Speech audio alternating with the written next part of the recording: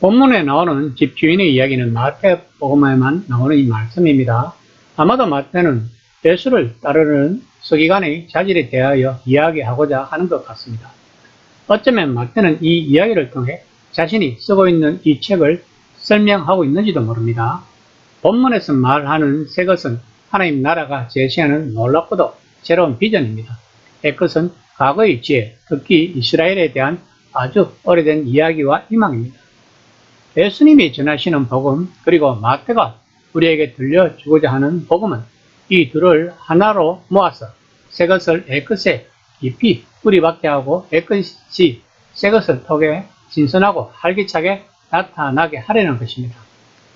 마태 복음이 반복해서 우리들에게 이야기하고자 하는 것은 옛것과 새 것의 조합이기 때문입니다. 예수님과 그분이 전하신 복음의 메시지는 사람들에게 놀랍고 파격적인 것이 틀림없습니다. 그러나 사실 그 메시지는 하나님과 이스라엘 그리고 하나님과 이 세상의 오랜 이야기가 정말로 성취되었음을 보여주고 있는 것입니다. 그러므로 마태 복음의 중심점이 바로 하나님 나라를 비유로 말씀하고 있는 13장인 것입니다. 복음은 마치 잔뜩 쌓여있는 대단한 보물과 같은 것으로 그 보물을 얻는 사람이 주인이라고 말하고 있습니다. 13장 44절입니다. 천국은 마치 밭에 감춰진 보화와 같으니 사람이 이를 발견한 후 숨겨두고 기뻐하며 들어가서 자기 소유를 팔아 그 밭을 사느니라. 고대에는 재물을 맡길 수 있는 은행과 같은 곳이 없었을 뿐만 아니라 예기치 않은 재난이나 빈번한 도둑질 등으로 땅 속에 보물을 묻어두는 일이 많았다고 합니다. 당시에는 물건을 발견하는 자에게 소유권이 돌아갔다고 합니다. 그러면 당연히 그 밭을 사고 싶었을 것입니다. 그때 그 밭을 발견했을 때 그 사람의 심정은 어땠을까요?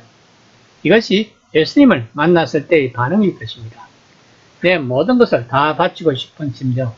우리들은 이런 심정을 느끼기 위해서 신앙 생활을 하고 있는 것입니다. 13장 45에서 46절입니다.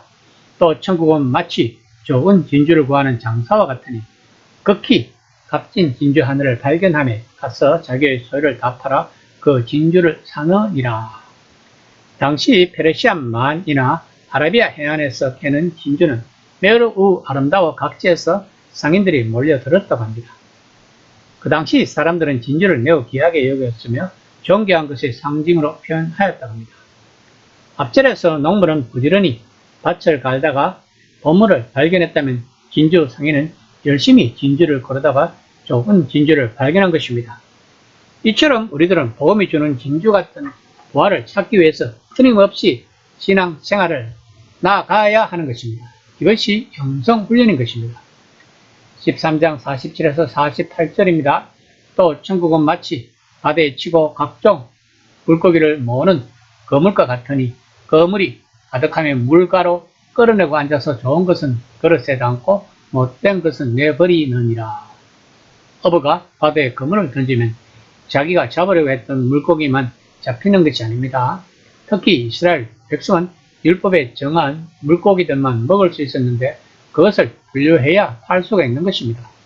그런데 그 중에 먹을 수 없는 물고기가 나오면 그 자리에서 버리는 것입니다. 그러면 복음이라는 그물에 걸린 사람들이 다들 좋은 물고기가 아니라는 말입니다. 그럼 오늘날 교회에서는 좋은 물고기와 못된 물고기가 섞여 있다는 뜻입니다. 그래서 교회가 분쟁이 많은가요? 13장 49에서 50절입니다. 세상 그때도 이러하리라. 천사들이 와서 의인 중에서 악인을 갈라내어 분무불에 던져 넣으리니 거기서 울며 이를 갈리라.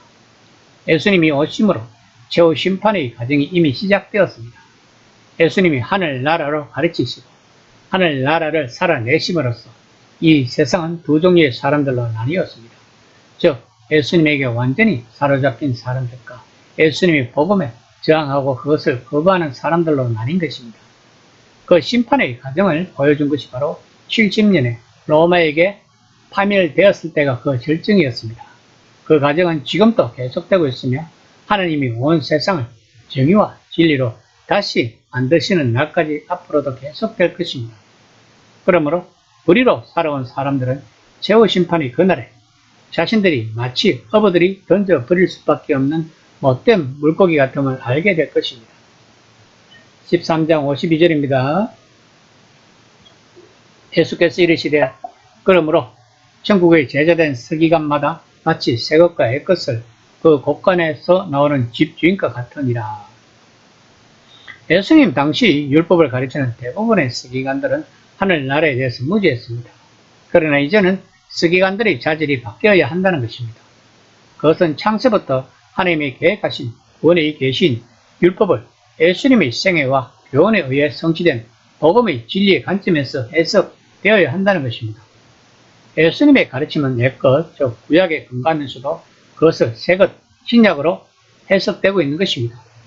그러므로 율법이 무시된 복음은 무의미하고 복음이 제외된 율법은 헛된 것입니다. 본문에 나오는 비유들은 이해와 행동이라는 두 가지 차원에서 우리를 도전하게 합니다. 행동 없는 이해는 아무 열매도 맺지 못합니다. 또한 이해 없는 행동은 신앙 생활을 지치게 하고 무의미하다는 것을 알아야 합니다.